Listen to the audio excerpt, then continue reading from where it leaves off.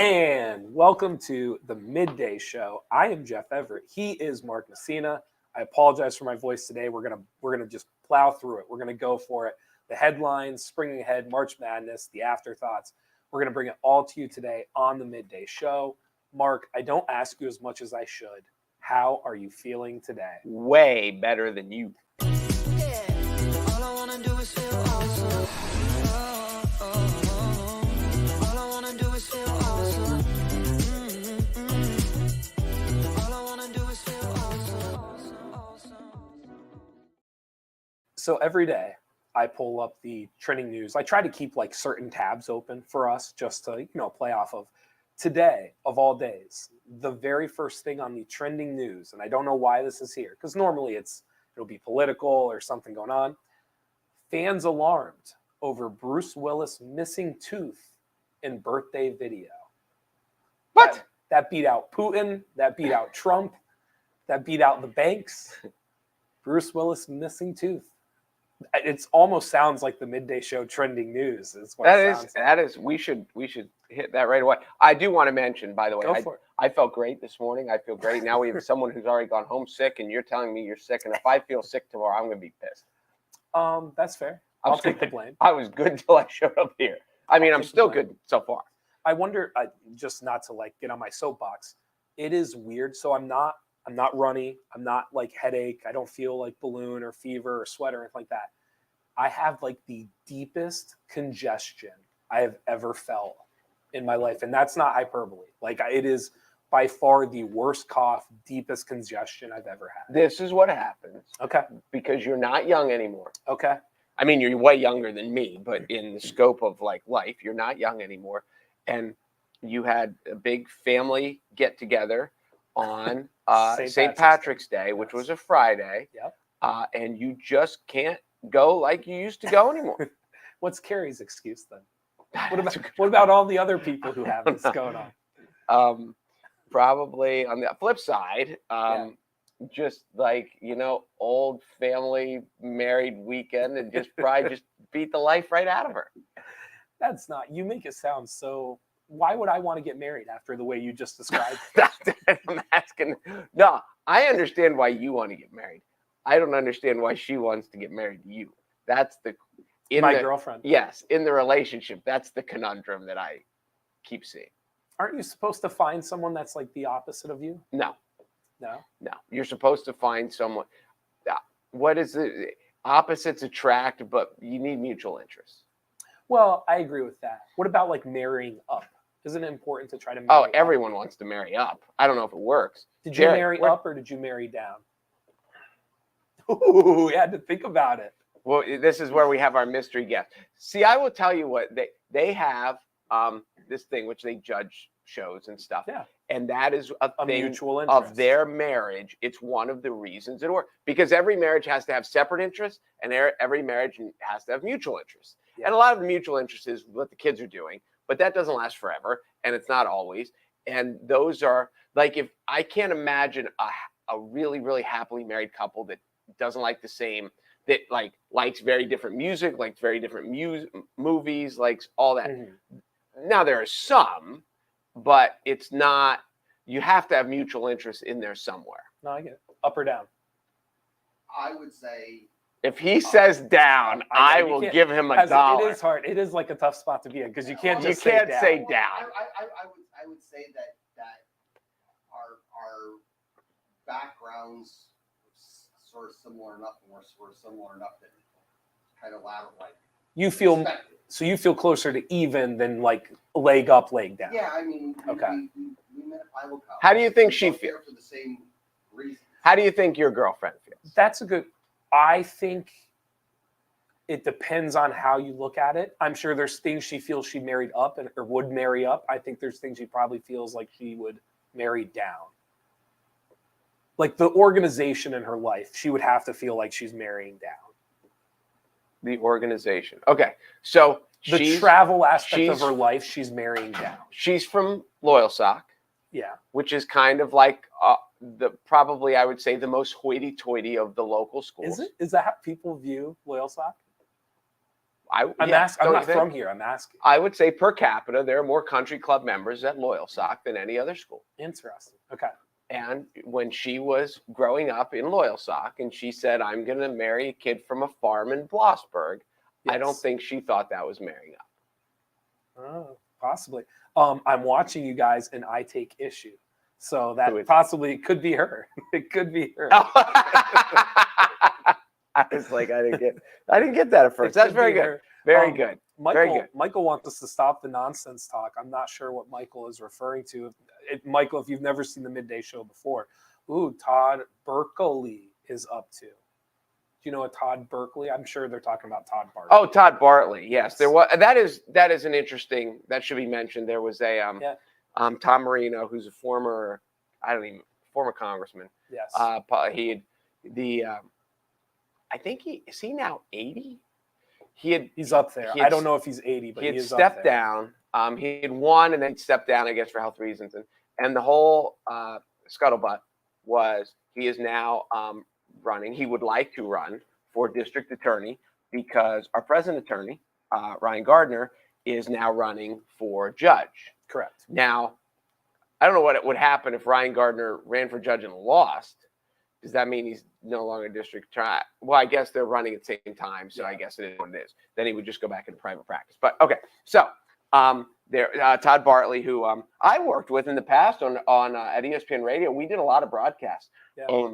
Todd, by trade, he's delved into being a news guy, but he was a play-by-play. He's very good play-by-play guy. Mm-hmm. We did both more football, a little bit of basketball, but anyway. Very talented sports broadcaster. But he petitioned to challenge the petition that Marino had submitted to be the DA because apparently Marino moved to Florida in like September, October, August. Anyway, the latter half of last year. Yeah. So what he's alleging is that Marino has not resided in Lycoming County for 1 year preceding the election for district attorney as required by code.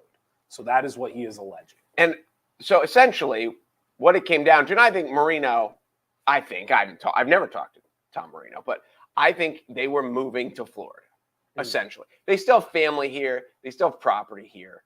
I think his kid is still living in one of their properties, whatever. Okay. But I don't think that they were doing the snowbird thing. I think they were going. And because he didn't know this opportunity was going to arise. Sure. Then he found out Gardner was not going to run for DA. He decided, for whatever reason, he wanted to be the DA.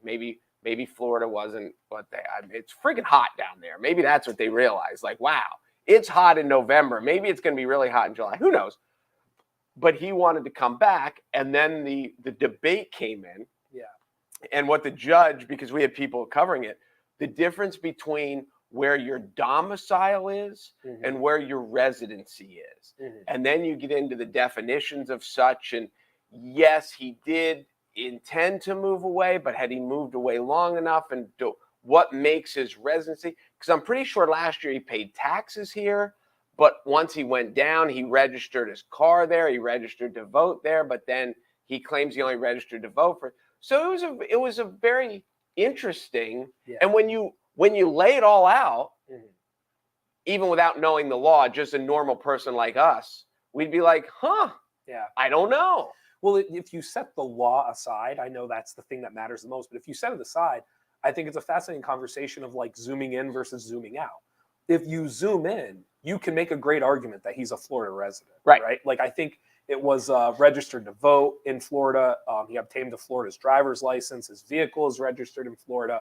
Now, if you zoom out, anybody in their right mind would be like, he's way more a Pennsylvania citizen than a Florida citizen. If you zoom out at the totality of his run. So it is, setting the law aside, I think is a fascinating conversation. Once you bring the law into it, I don't know enough how they would actually pick through how they would actually pick through the particulars to decide, what is the cutoff date? How long? Is it close enough to a year?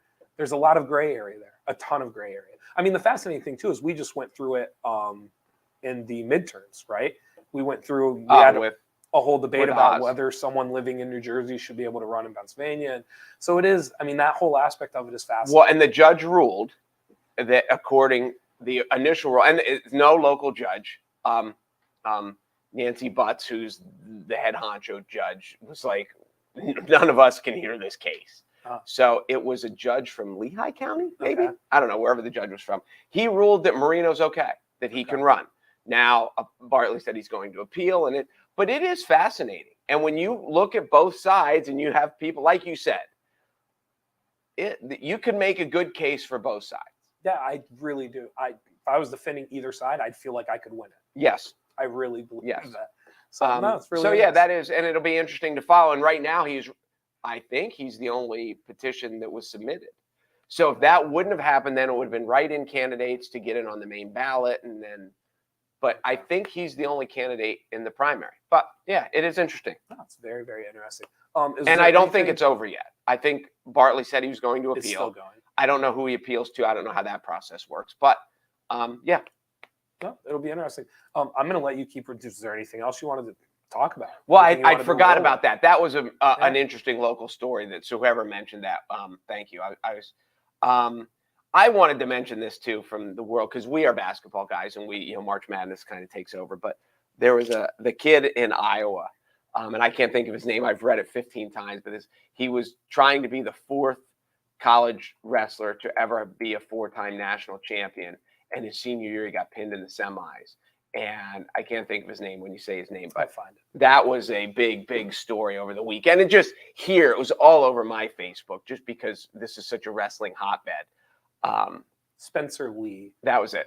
Who lost the bid to win 4 straight. Yes. He got well, and when he got pinned in the semis, it's a little bit, I think, because I've seen the end of the match. He got pinned with like 2 seconds to go. And I think it was tied, and there were back points.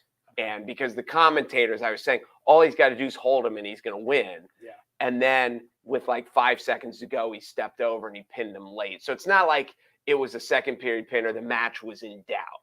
Yeah. It was already over.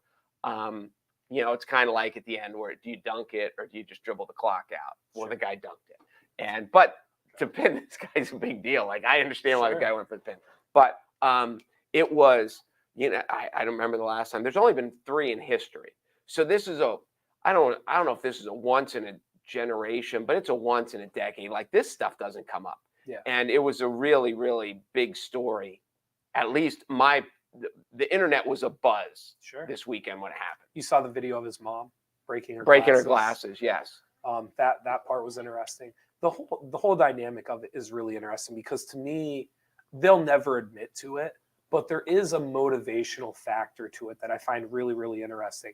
They interviewed one of the Penn State wrestlers after he had lost. He had taken 7th place. Okay. And his journey was, I think he had like an 8th place finish, a runner-up, title, and then his senior year he got 7th. Okay. And I just wonder, like to me, his arc makes sense. Like I know to some people it would be like he was national champion last year, he should be national champion this year. But to me, like from a motivational factor, like 10th, runner-up, champion, you've climbed the mountaintop, 7th. I don't know. Like the wrestling aspect of once you're the national champion, I know you want to keep it. I'm sure there are people that are motivated and like their brain works that way.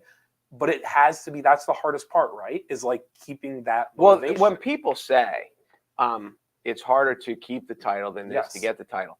And I think depending on how you're wired. But yes, there is that aspect of to prove. Mm-hmm. And then once you've proven it, there are those people, there are the Jordans of the world, there are the Tom Bradys of the world, there are the Tiger Woods of the world who are just obsessed with being the best. Sure. But I think they are more rare than the other ones. I agree with that. That it is hard to, once you've beaten everyone, mm-hmm. what else is there? Will you beat everyone again? And you beat, but part of getting there too is trying different things, like trying to figure out how to get there. And so I think one of the disadvantages once you're there is like your unwillingness to do other things, right? Like you feel like you now know what it takes to get there. And certainly there's an unwillingness to think outside the box or try Right. different things. And I'm sure in wrestling that's different than golf or basketball or other sports. But that whole dynamic, I think, it was really interesting listening to him talk afterwards because he didn't seem – he was disappointed, but he wasn't – But not devastated. He wasn't distraught. Like there was a sense of understanding. And I think having won a national title certainly helps with that. But yeah, that whole thing is really, really interesting. Well, the thing, too, that just – from my wrestling knowledge, I wonder if he was at the same weight. Because you wonder if you're like, well, I'm a national champion, but I got to go up a class. Yeah. And now all of a sudden, well, you know, it just got harder. That's what, and I mean, the whole thing about being able to remotivate. Obviously, one of the great examples in American history is Rocky Balboa. He lost the eye of the tiger. He had to get it back. What else do you want to talk about? I'm serious. I am serious. I believe you. Rocky Balboa. Have you seen all the Rocky movies? No, I haven't seen all of them. And to be honest with you, I could probably make the argument I haven't seen them from start to finish. Most of my Rocky experiences have been like halfway in or a clip here. Not really like we're sitting down and watching Rocky. That's my experience of it. Here's what you do. With this girl of yours, before she dumps you, sit down and watch Rocky 3. I mean, Rocky is the classic, and if you haven't seen Rocky, then shame on you. Yeah. Rocky 3 is the most entertaining of Hulk Hogan is in it. Mr. T is in it. It is so entertaining. If you watch Rocky 3 and don't like enjoy your hour and a half, then you are a bad person. Pogue says the hardest title win is always the next one. I actually agree with that. It's also the best one. The best one is always the next one. So it's the hardest one, but it's the best one as well. He was the same weight his whole career. So. Oh, the kid at Spencer Lee. The kid for Penn State.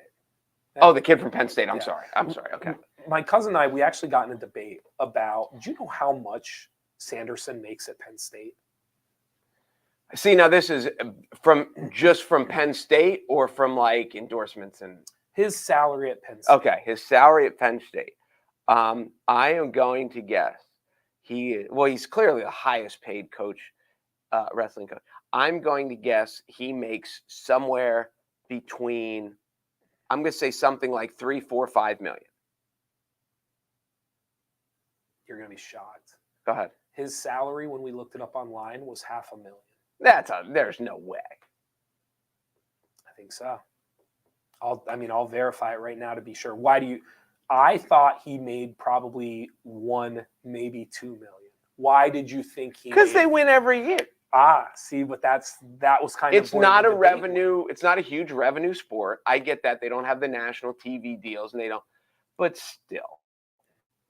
Let me look it up real quick because now you have me wondering. I mean, what Penn State wrestling has become essentially what UCLA basketball was. Okay. What North Carolina women's soccer was. Oh, they're incredible. Like they win every year. Yes. So this is according to Hawk Central. He made $550,000 for the 22-23 season, $625,000 for the 23-24 season coming up. I will double check that, but yeah, it's way less than what everybody thinks. That's way less. My low end was, as I said, 3, 4, 5. My low end would have been $3 million. See, I think it's still more than that because that's like it is public knowledge. So if I can actually find the exact document, I will verify that. I think it has to be more than that. They've won 9 of 10 national titles, correct? It's like 9 out of the last 10. It's insane. I agree with you. My argument is that it would behoove Penn State to have a better basketball program than wrestling program. I'm not saying they should. I'm not saying that's what the school will do. But if you're just strictly financially looking at it, it would behoove them to try to make the basketball team better than to continue making sure the wrestling program. Well, I think the wrestling program, and I think his salary demonstrates that. But again, I think let me double check because I don't know if that's entirely true. But they would have to make more money having a better basketball team than they would having the best wrestling team, just based off of numbers. Oh, because of strictly TV. Financial. Because numbers. of TV, yes. I just found out too. Do you know how much? Did you know that every team gets paid for every round they make in March Madness? I thought every conference got paid Well, for every round. So I think the Ivy League has made more money this tournament Okay. because Princeton not only won the first round, won the second round. But yes, I knew that like the more you win, the better off I think the school does, and the better off the conference does, I think. I know the conference makes money. I don't know though about base salary has been reported. See, that can't be possible. So in 2017, according to Flow Wrestling, in 2017 his salary was $117,000.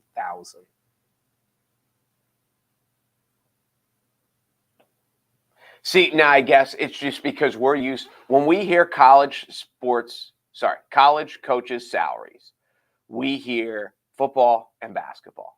And the reason we hear it is because those are the ones that are on TV and we're watching it, and that's where we hear it. I mean, maybe what does the Penn State girls softball coach make? You know, maybe the softball coach makes $75,000 a year. So according to Flow Wrestling, I wish I would have had this when I was having the argument this weekend. So according to Flow Wrestling, Penn State wrestling ticket revenue and attendance in 2016, because it only goes up, it's 2010 through 2016. Their ticket revenue was $535,000 for home matches for the year. Now they only have about a half a dozen. They don't matches. have that many. Yeah. And again, according now since then it's way up. I'll bet it's doubled. Define. You think it's doubled since then? Well, they win the national title when But Penn State has a home wrestling match, it is an event. I agree. You don't think it was an event in 2016? Yeah, that's a valid point. I mean, they were still great, even though they weren't this great. Here's why I bring it up. So in 2011, 2012, 2013, they were right around 200,000 average for ticket revenue. Okay. In 2014, 2015, 2016, it basically doubled. Okay. So they went from around 200,000 to 531,000 in 2014, 549,000 in 2015, 535,000. The reason I bring that up is not so much the doubling. The reason I bring that up is I wonder if that is at capacity. Why it would double and then stay at those numbers. Yeah, I get what you're saying, that it's sold out and then you have to jack the ticket prices up. So now they could have. Now from 2016, is there a chance they've raised ticket prices? Absolutely. Yeah, I'm sure they have. So revenue, but have certainly, they doubled them? Have they doubled them? I don't know if they're at capacity or not. But here's another. So if you're selling out every match, and assume they are, what are they generating in parking and concessions? Because that's just ticket revenue. No, it's a fair point. I mean, so you can bring. So what you're implying is,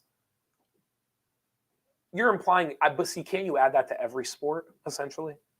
Yes. Okay. So I mean, whatever percentage you would bump up wrestling, you would bump up basketball or whatever. Maybe not softball. And I think too, there's a value to the university of how many people are coming and then how many people are spending money there. Yeah. Like I went to one basketball game this year, and my son and a friend of his went with us, and we went downtown and ate first. Okay. And so for whatever that's worth. Yeah. So to just put it all into perspective, and again, these are 2016 numbers. Unfortunately, I don't have more recent ones. So in 2016, football ticket revenue was $31 million, which we knew that. Like that's obvious.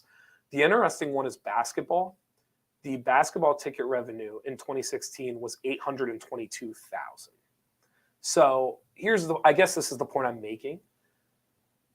A really bad Penn State basketball team is still bringing in more money than a national championship wrestling because they have team. more home games. And that's just ticket revenue and, like you said, parking and all that generated stuff. No, it is. And then the main money goes to TV, as my mom was complaining that there were too many commercials during March Madness. And I think this is where they get all the money from. Here's what's really interesting. Penn State women's basketball, $240,000. Penn State women's volleyball, $221,000.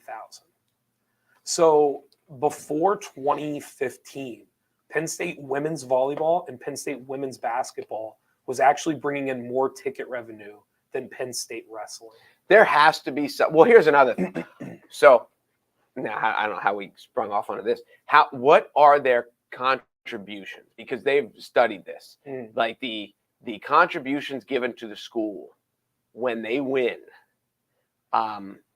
So like donations to the wrestling department, donations to whatever. It depends what they're going to go up. It depends what the school does, because some schools have in place that when you donate to athletics, it must be equally distributed. Do you know a school like that? I did. I actually was playing for a school that initiated that, and it completely destroyed the amount of booster So you money don't that think was it's a coming great in. idea? There's no way. Let me just jump in. In my past experience, it's one of the worst things that an athletic program can do. There's no way that Penn State wrestling or football or any of it, we'll just go with those two because they're probably the most prestigious. There's no way a former wrestler who was an All-American or whatever wants to donate money back to, and they tell him, you can't give it to wrestling, you have to divide. There's no way. I would be very surprised. I agree with that statement. One of the things that I think people don't realize is at most universities, if you have a national level program in anything other than football or basketball, it is actually a deficit for the university. Oh, they lose money. Most people don't realize that. Whether Penn State wrestling is a deficit or not, I would imagine, like you had brought up, and my cousin brought this up too, you throw in merchandise and things like that. I would bet. It's hard to imagine that they run at deficits. But I think like it is amazing how anything outside of football and basketball is like, it's just hard. It's just difficult to generate a revenue outside of those two sports. You can win 9 out of 10 national championships, and you're probably a break-even business. And it's just difficult to do. It's a great, what Cale Sanderson and Penn State have done is incredible. It's just from a budgeting standpoint, I wonder how many people realize like the difficulties Cale Sanderson probably still has in meetings to like justify. No, it really is close to the wooden when what's his name? I can't think. The guy who used to run the women's, he ran the soccer team, the women's national team. He coached Meehan. He was the head Dorrance, Anson Dorrance. He was the head women's coach at North Carolina, and they won however many titles. I think Meehan went to North Carolina. Yeah. You know what's really wild is just to end on this, ice hockey at Penn State in 2016, they were 1.6 million. They started in 2013. So within 4 years, the Penn State ice hockey team's ticket revenue was second on campus only to football. Okay. And that has to do with, seating capacity and stuff Seating like that. capacity. Well, I'm pretty sure they're at capacity. I'm sure they are. Based off of this chart, they are selling out at about just under 1.7 million. Okay. Which the basketball one's interesting because they are nowhere near capacity at 800,000. It'll be interesting to see what they do next year. So not only because they won a game, they almost beat Texas. So my whole argument was, I'm going to go crazy because I feel like the idea that Penn State doesn't have $20 million to give Shrewsbury a 6-year deal is absurd to me. And I'm not saying Shrewsbury is like the guy, but Shrewsbury has made it very clear that if they want him, he will stay.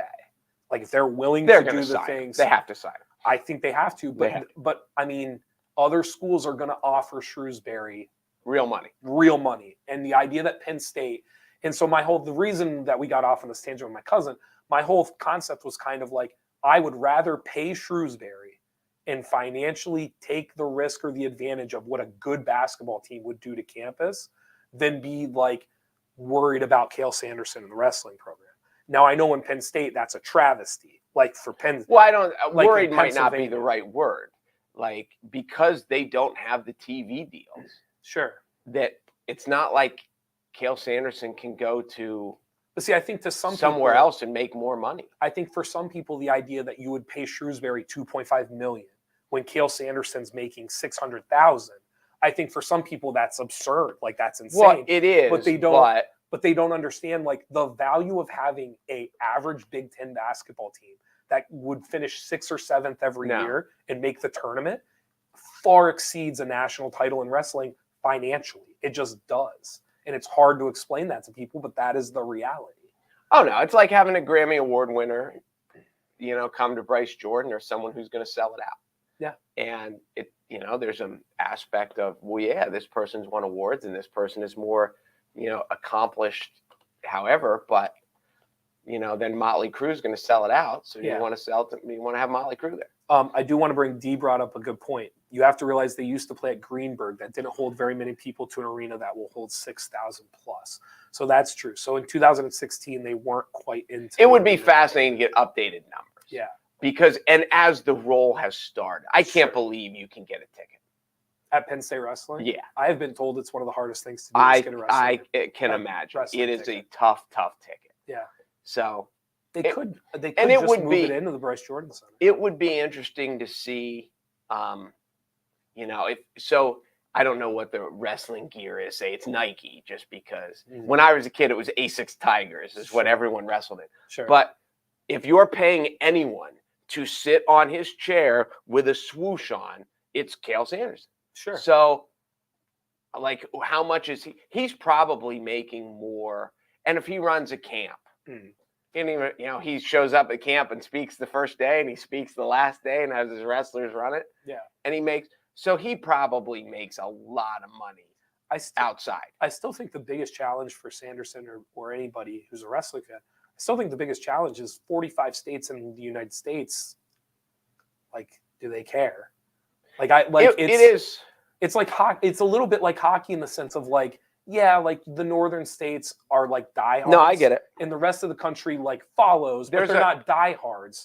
I mean, because we live in Pennsylvania, I think people forget that like there's a majority of states in the United States that are not diehard for wrestling. That's what, when I lived in Baltimore, lacrosse was Yeah. a big deal.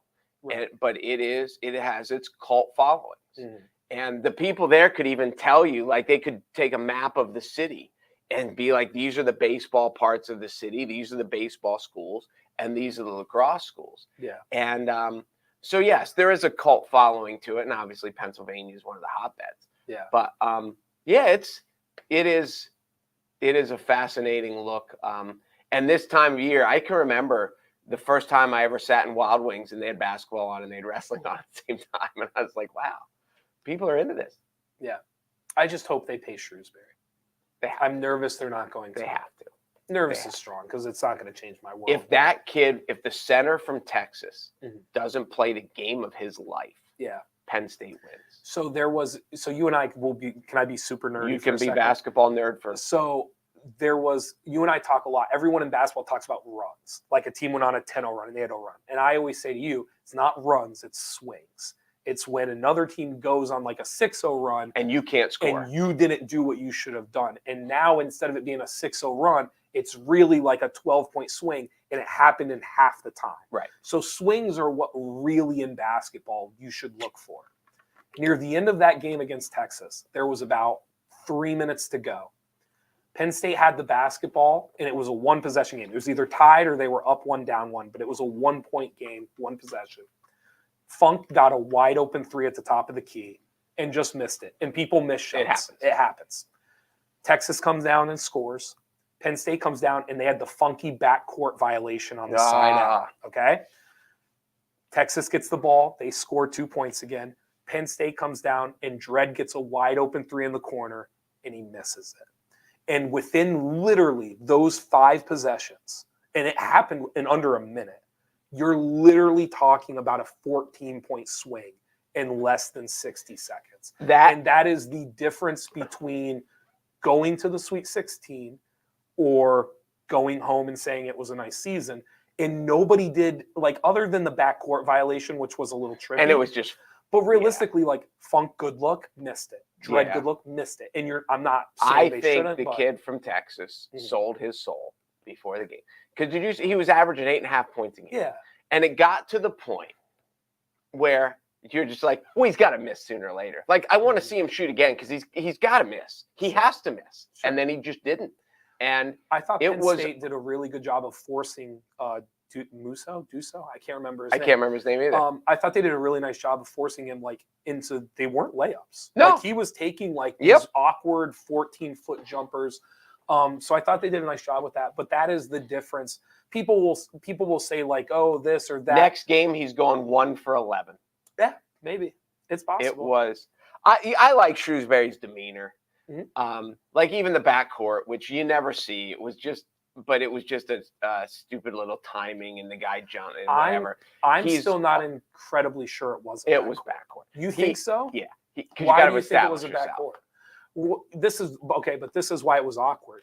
So the ball, Dred was in the backcourt. The ball was in the backcourt. Yes. So for example, if I just ran a smooth line into the backcourt and you threw it to me before I had put my 2 feet down in the backcourt, they wouldn't have called it. The reason they called it is because the guard stopped and then he goes over. If you reverse it, it's fine. So what's funny is it didn't matter that he wasn't established in the backcourt into the front because he was established in the front before he went to the back. I'm not entirely sure in the rule book if that's an actual backcourt or not. Because the ball, you could make the argument, the ball actually never was in the front court. So I understand why the ref called it. I understand what you're saying. Because in the heat of the moment, it looked so awkward and it looked so funky. He's like, yeah, that's got it has to be backcourt. But if you actually sit and think about it for a second, the ball never actually went into the front court. So I'm not entirely sure. Now, with that being said, it's Penn State's fault. They had miscommunication. The guard never should have stopped in front of the half-court line. But yeah, so it is interesting. But the guy who caught it, the receiver, clearly had not landed in the backcourt yet. Totally. He had not. But you bring up a good point. The ball, because you're not into the front court until the ball gets to the front. The ball, it was a weird backcourt because the ball never actually went into the front court. And by the very definition of backcourt, I don't know if you can call that. But again, I get why the ref did. I get it. I you might be right. That is interesting. We should have D. Whiteman's husband, who's a referee. No, it was, but Ben, the neat thing too, and then we've gone way basketball nerd here. We're in an era right now. Did you see the best player from Texas? Not the best player this game, but their guard. It's his 6th year in college. Yeah. He played 4 years at New Mexico. He redshirted at New Mexico, but because of COVID, that everyone got this bonus year. And when you look at where Penn State is thriving right now, and they're not the only ones, but they are thriving with old guys who were at mid-majors. And this, and I think not only Shrewsbury, but everyone has seen this. If you've got a guy who played at Albany, but he was a damn good player at Albany, and he's got a year left, we'll take him. Because I'd rather have a 23-year-old who was a good player at Albany than an 18-year-old who's supposedly a blue chipper, but maybe not. But the COVID window is going to run out. We're almost to the point where all these guys that got a bonus year are done. And then what happens? And then is the transfer portal here to stay and all this stuff? You see how the transfer portal has affected it. But this is the one year where college basketball kept getting younger and younger and younger. And add to that what we've talked about before with the NIL money, that now guys, instead of after flunking out after their sophomore year, and they're like, I'll just go to Europe and make $100,000. Now they're realizing if I just stay in school, I'll make $100,000 just playing here. So the players are getting older and older, which makes the game supposedly better and better. Now, we've talked about, and everyone's talked about, are there any great teams? I think we would agree Alabama's a great team. But I'm not so sure that it's not they're great teams. It's that the teams that used to be bad are now better. Penn State used to suck. They're not supposed to be a factor in the Big Ten, and they were. No, there's like 3 things I wanted to piggyback off of there. One of them, did you see Penn State is now in the lead to get the top point guard in the portal? And a lot of that is because of what Shrewsbury did with Jalen Pickett. And the way they play. And listen, if Jalen Pickett can be an All-American, why can't I? And so Siena? Where did he play? That's Siena. But Siena has a really good basketball. I know, but Siena is Siena. I get it. The other thing, too, and I always make this argument, and so you saw the Virginia Furman, the kid for Virginia throw. I just want to say this again because everyone loves March Madness. I love March Madness. I can't express to people enough. College basketball is exciting because kids are making mistakes. That is why college basketball is exciting. And I'm not saying that means you shouldn't watch it. I'm not saying that means you can't love it. I'm just saying, though, for everybody that's like, the NBA is boring and the NCAA, the NBA is exciting because you're watching the best players make the best decisions. College basketball is exciting because you're watching 22-year-old dudes Or make 19-year-old dudes. or make horrible decisions in the most important points of their life, and then something happens. And that's what happened in that. I'm not taking anything away from Furman. They had to steal it. They had to hit the shot. It was exciting. It was awesome.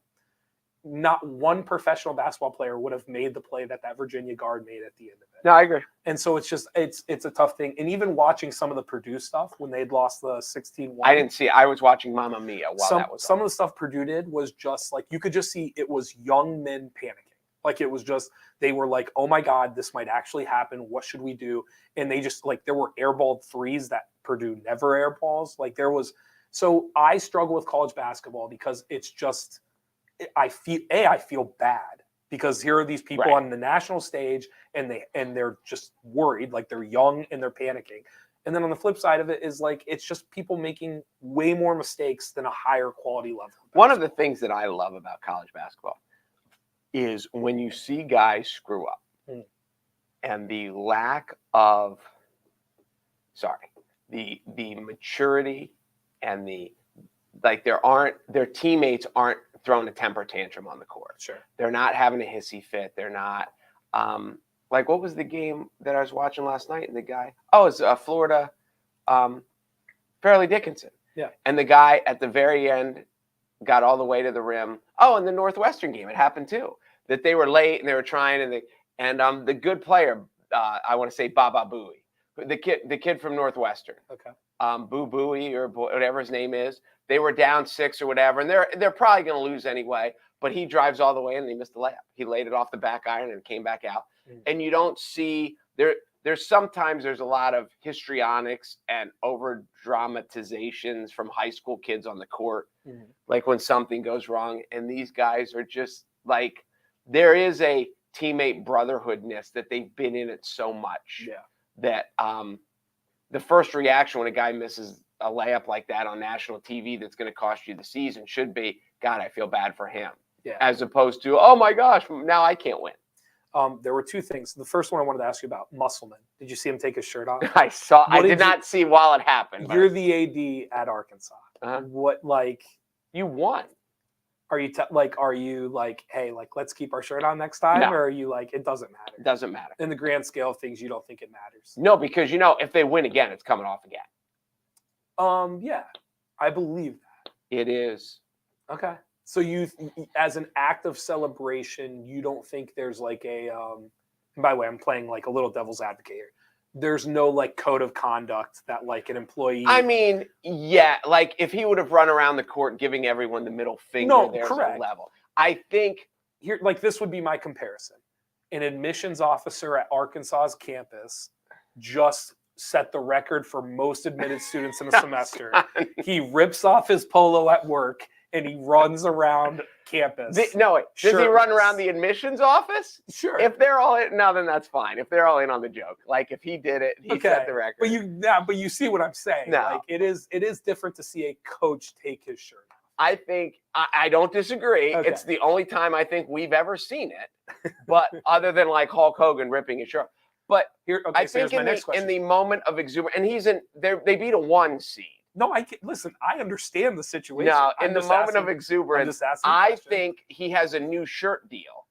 And if they win again, the AD is probably like, you realize now you have to do this every game. West Virginia upsets a 1 seed.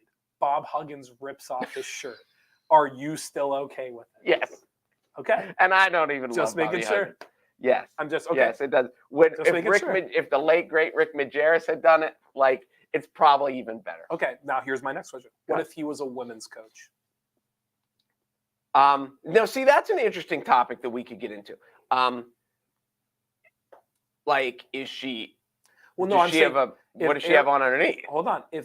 That's a completely. I didn't even think of that. If Eric Musselman is the coach of Arkansas's women's basketball team. Oh, you mean as a man coaching a women's team? Yes. And he takes they beat the number 1 seed and he rips his shirt off.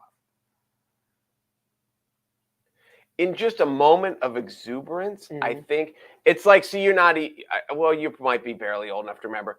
Brandy Chastain, when I she remember, kicked, yeah. and she was on the cover of Sports I Illustrated used to have the cover of Sports Illustrated in her sports frames. bra, Yeah. and like, Mhm. and the reason I'm going to tangent here for a second. There was just a story that I read. I don't know if you were here. I read it to the news people last week. A girl, a track star, and she was the best one on the team, somewhere in like Texas. Okay. It was somewhere south because it was hot, Okay. and the guys were practicing shirtless. Okay. She took off her shirt and practiced in her sports bra and got in trouble. Okay. And she is and the school didn't step back. This is what shocks. No one stepped back and like, yeah, this could be an issue. Like, all right, whatever. They like fought it, and now the ACLU's involved, and she's like, it's crap. Now it just so happens that she's black, and she was the only black member of the track team, and whatever. But the whole issue that the guys can run shirtless, but the girl can't even run in a sports bra, seems to be. And I've told people, like, I don't coach girls, I coach boys, but there's often overlap. We're practicing, we're coming in as they're going out, or vice versa. Sure. And if you're ever around the gym when girls are practicing basketball and they're like, all right, you're going to switch. You were white, now you're red. They just take their shirt off and switch because they have a sports bra. So it's a fascinating debate of that to go along with now. So it's kind of the same, but it's different. And it's funny because I just had this conversation last week with someone about the track star issue. So if you're a man and you're at the men's tournament and you just knocked off one of the 1 seeds and you rip your shirt off in an unscripted, exuberant celebration, is it great? I would say yes. If you're a man who's coaching the women's team and you rip your shirt off I would still say it's great, but I would suspect that there's parts of society that says it's not. I found him taking his shirt off. I'm not here to say it's good or bad. I found it fascinating because of just all of the cultural dynamics. Because there's going to be some people that just, it is what it is and it's whatever. And there's going to be other people that are just like, he shouldn't do that. There's going to be, if you're an employee at Arkansas and you are let go for like improper blank, right? Like anything as far as like dress code, anything that is like about putting on a good putting on a good what's the word I'm looking for? Performance? Not performance. Like basically like you are a part of the university. You are representing the universe image, right? Anybody on campus that gets let go for any of that, I think they have. Think it's wrong in an exuberant. No. It's not. It's very Hulk Hogan-ish, just like. But see, you're so caught up in like the. There are moments, an employee or someone on campus. There's moments all the time where they're happy, frustrated, highs, lows, like all those things. But there's still like a code of conduct. And while I'm not sitting here saying he should like get fired, I don't think that. I'm not even saying he shouldn't be allowed to do it. What I'm saying is like, now as an employee of the university, if anybody ever wants to say anything to me about the way I dressed, about the way I conduct myself, any of that, I disagree. I think you're wrong. So. No, I think you're wrong. You don't think that those people like may have a point or not? No, I don't. Interesting. I think it's a fair conversation. I think it's a real fair. You don't think it's fair? Like you? No. Really? Mm-hmm. If someone showed up, like I'm trying to think of an example, like if someone showed up to campus and didn't have like the dress code per se, you don't think if they brought up the fact that Eric Musselman ripped off his shirt as he was coaching the men's basketball team? Well, it was over the game. It was after the game, wasn't it? Oh, but you're still in front of it's still. It's over. Your job's over. At the end of the day, if you're if you clock out and you just rip your shirt off on the way. So you're telling me that when the clock hits 0, Eric Musselman is no longer the coach for Arkansas? Wait, no, I was just reading that. I know you were reading. The way you just described it to me is when the clock hits 0, Eric Musselman's no longer representing the college of Arkansas. Of course he is, but I don't. Okay. I don't think that. I think any. What if he loses and rips his shirt? What if he does it out of disgust because he can't believe they just lost? Then that's different. The game. It's different. Is it? Because he's still taking his shirt off and But what he does, like the fact he took his shirt off doesn't affect me at all. Like if he, I'm saying there's way more No, I don't- conversation about this than what's been given. I right don't. to I it. disagree. I think you're making he's something up. fine. I don't think anything should happen to him. Nothing's going to happen to him. They just beat Kansas. I agree. What I'm saying is I think there's way more conversation to be had around it than what anybody, because they won and because they beat a 1 seed. It's just like this, oh, look at that. He's so excited. Yeah, But like that's it. But when you really think about like society and culture and you think about what actually just took place, there's so many other places where like it's a real conversation to be had. Like if the women's coach did something like that, oh my gosh. But Eric Musselman can rip his shirt off and just, that's all I'm saying. Like there's a lot more conversation to be had. I think if it's a man coaching the women's team, it seems out of place because there's always, when there's that many women around, a man, there's always a sexual dynamic. There's cheerleaders. But the cheerleaders are way over there. This is men and men. There's men on the court. There's only men on the bench. There's only men on the court. Did you actually, before I go any further, because otherwise I'm going to lose my mind. You did watch it, right? No, I did not. I know it happened. Okay, just for your reference. Okay. He takes his shirt off, stands up on the thing, and is basically. Wait, I need more than the thing. Use your words. On the score table? Yeah. Like, what else would you stand up on? Well, I don't know. The bench, court. the hoop, and then. Sure. Pick the thing. It doesn't matter. The point is, he elevates himself above the floor, and he is like leading the crowd in the stands. I think it's. And they're like, gee, I'm not. Is arguing. The only thing better is he waving the shirt over his head? I am pretty much. Good for him. I am not arguing whether or not I'm happy or excited. Like, listen, I don't care that he so much did it. What I'm saying though is like you're gonna say, well, it's not okay if he was the women's coach. I didn't say it's not okay. I said there's a different dynamic. Okay, and what I'm saying to you is that's weird to me because the dynamic, there were cheerleaders, there were kids in the stands, there were women in the stands. There was like the idea that a women's basketball team can't be subjected to something that the whole crowd could be subjected to, that the cheerleaders could be subjected to, like it doesn't align. So that's what I'm saying. I think I'm not here to say what's right or what's wrong. I disagree. What I'm here to say is that there's a fascinating conversation to be had because there's 10 different circumstances. This is a conversation or a problem in 7 or 8 of them because he beat a 1 seed, because he was the men's coach, because like this is even cornier, because he was in shape. Right? Like because he's not like that doesn't matter. I think if it was dad bod, it would have been better. If Bob Huggins would have done it, I don't know if people would be this excited. No, I disagree.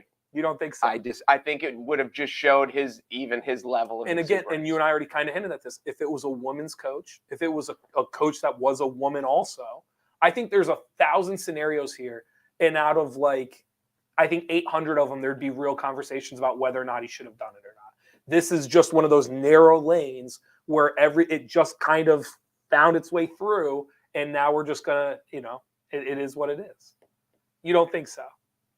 No, because I think there are moments of like unbridled emotion, and I don't say unexpected because they obviously went in hoping they could win, and they game planned to win, and they knew that this is an 8 versus a 1. It is it is March Madness, and they just not only they beat a 1, they beat Kansas, who's the defending national champions. It would be like that's you really can't just run around kissing people, but if you are at the 16th hole at Augusta on Sunday and you make a hole in one. And you run up and you go kiss your caddy on the lips because it's like it is a bizarre stage, and in most levels of society, you just can't run up and kiss some stranger or whoever. But like if you just made a hole in one on Sunday on the back 9 at Augusta, and you get a little bit of leeway. That's if you just won the lottery. Leeway. That's the point I'm making. If you just won the lottery, hold on, isn't that the point I'm making? The point I'm making is he's getting And I think, ton of leeway. but I think he Right. should. I think I there don't- is. Yeah, and listen, I don't have a problem with him getting that leeway. I'm fascinated. I think the conversation of why, in what circumstances wouldn't he, is a really neat cultural, social conversation. Because there's a lot of circumstances where he would not be getting the leeway he's getting. That's all. I don't know. I think in sports there's this level of, yeah. I don't. I would be curious after you watched it if it changed your opinion or not. That would interest me too. I will watch it now. Okay. I wanted to mention this to you too. I had someone share this with me. Did you see the story at all about Furman and the EGBs? Have you heard about this? So EGBs are energy giving behavior. Okay. Energy giving behavior. So this was a tweet. Furman was down 19 with 15 minutes to go. Furman's coach told sideline reporter they only have 65 EGBs. EGB, energy giving behavior, handshakes, chest bumps, encouragement to teammates, etc. Brian Hemping tweeted, amazing that stat is what they were focused on when they were down 19 with 15 minutes to go.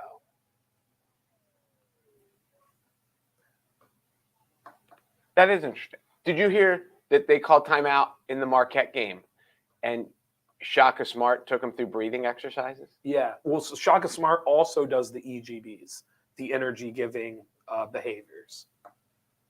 So they count those. So they have people with iPads and they track. They have like a whole list of things. It can be high fist bump, fiving. It can be a verbal encouragement. It can be anything that they believe brings up the energy of the team. And not only do they track it for the players on the floor, they track it for the players that are on the bench as well. And so he was saying 65 were too low. Yes. And that was his concern down 19 with 15 minutes to go. Not how many rebounds, it was EGBs. It was that they only had 65 energy giving behaviors. It is. It's environment. Because you can't, like, you're going to make shots, you're going to miss shots. Like you said, the Funk kid that missed, he was 8 for 10 against. The night before, he's 8 for 11. Against Iowa. No, who'd they beat? Texas A&M. Couldn't miss. Just like I told you, the kid from Texas is going to go. He may not make another shot till next year. Right. Because that's how it goes. But the things that you can control, and you can control the environment. Yeah. And people are realizing that it. What were you talking? Were we talking here? Were you here for this conversation? Because it happened right out there in the lobby. That something did this study about companies and corporations and whatever, and with all the motivational things, they found out that the people who are most productive are the people who are just happiest. Yeah. Oh, that makes a ton of sense. And it's just like, are you happy in the work environment? It's not about how much money you get paid. It's not about some incentive program that if you do this, you get that. It's just that who's happiest, and they worked harder and better. I agree with that. So there was a really interesting, so I'll try to keep this short because we do have to go. So one of the more interesting stories that I remember about basketball, do you remember Steve Nash used to play for the Dallas Mavericks? Do I remember Steve Nash? Did you really just ask me? That's not what I asked you. I asked if you were off your phone, you would know. I asked you, do you remember Steve Nash used to play for the Dallas Mavericks? Oh, yes, I remember that. That's good. Okay. I just told a Steve Nash story. I remember when he used to play for Santa Clara because they beat Maryland in the first round. I just told this story over the weekend. There you go. Go ahead. So one of the stories that they told, the Dallas Mavericks ended up winning the NBA championship. I believe it was like 2011, 2012. And Dirk Nowitzki was their star. They did I believe it was a Sports Illustrated piece. They did about Dirk Nowitzki finally winning a title and leadership and all that stuff. And in that story, they referenced that after they had traded Steve Nash, they struggled the year afterwards. So Mark Cuban, who everyone knows from Shark Tank, he's the owner of the Dallas Mavericks. He brought in a team from Stanford to do basic data analysis to try to figure out the difference between that year's team and last year's team. And he knew Steve Nash would be a part of it, but what he didn't know is what it would be. Like, he thought the spacing would be worse, or they would have less passes, or their shot creation would be down. So this team from Stanford comes in, they do this data analysis to try to see the biggest discrepancies between the year before and the current season. And what they found was the biggest discrepancy was that the team did not physically touch each other. So they didn't high five, they didn't hug, anything else. That was the number one discrepancy. The team also found out that the year before, Steve Nash led the league in physical touch with his teammates, high-fiving, pat on the back, like all these different things. And so here's Mark Cuban. You're spending all this money to try to figure out what's wrong with your team. And this team from Stanford goes, yeah, they don't hug, like they don't high five. You can't tell visually that they actually enjoy playing with each other. This is too bad that this happened an hour into the show because this is the most interesting part. The Anson Dorrance guy, who was the women's national team coach. He might still be, I don't know. Okay. He's the greatest women's soccer coach in history. And at North Carolina, he was to women's soccer at North Carolina what Cael Sanderson is to wrestling, what John Wooden was to basketball. They won all the time. Mia Hamm went there, all these people. Sure. So, but being a perfectionist, I read this article somewhere, Sports Illustrated maybe. They won the national championship. They've won 4 in a row. They've won 5 in a row. But he's not getting lazy. He's like, we got to get better. We still got to get better. So he looked at it and he said, we warm up like crap. Okay. He goes, we sit around. We're kind of like half hurdler stretch, like whatever. They're just gabbing. He goes, we don't look like a national championship team when we stretch. We suck. And so he's like, that's where we're going to get better next year. And he brought in this kinesiology, whatever. And they're doing more. They're getting blood flow. They're doing this. And he's like, and it was good. It was like 10 minutes of whatever. And we're ready to go. And he goes, and we played like crap in practice. Sure. He goes, we look terrible. And he says after like 2 weeks, he goes, we suck. And we're supposed to be the best team in the country. And we suck. And he goes to one day, I'm just like, just stretch like you used to. And the girls went back to it and they're doing their hair and they're blah, blah, blah, blah, blah. And we played great. And he said, and I realized that it doesn't make physical sense. Sure. But he goes, they're still like teenage girls, essentially. Some of them are 20, 21.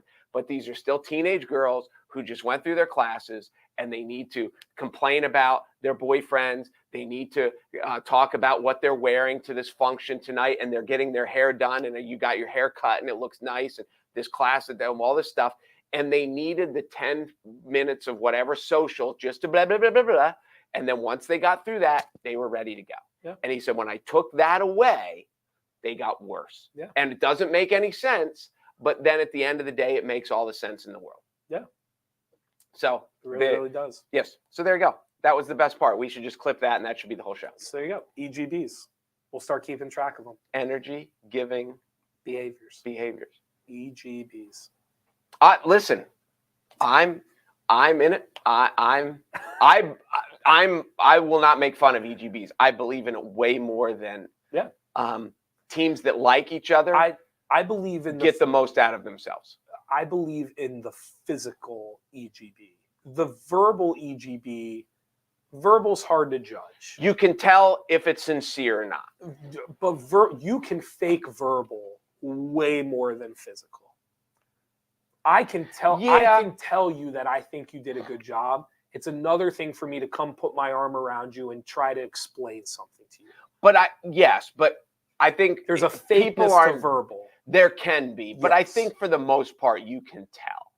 You think so? I think, especially if you know if it's a teammate and you know the person, if the guy's like, yeah, I think you can tell when the person's being sincere and when the person's paying lip service. Okay, so in basketball, and this won't take long. So in basketball, one of the things that drove me nuts as a coach is when a player from the bench would yell "good shot" after someone on the floor took a shot, missed it. Not because they missed it, but because it wasn't a good shot. But they're trying to be positive, right? So that's an example to me where like you're trying to be positive, but it's not. Well, but you're just saying it didn't help. You're giving bad advice is what you're saying. So the verbal side of EGBs, I think, has a lot to debate. Like a lot. No, I get that. But the actual, like the Steve Nash stuff, like the physical touch, like the putting your arm around a guy, like the high-fiving, like the hugging, like that kind of stuff, I am a full believer in that. It's like the full believer.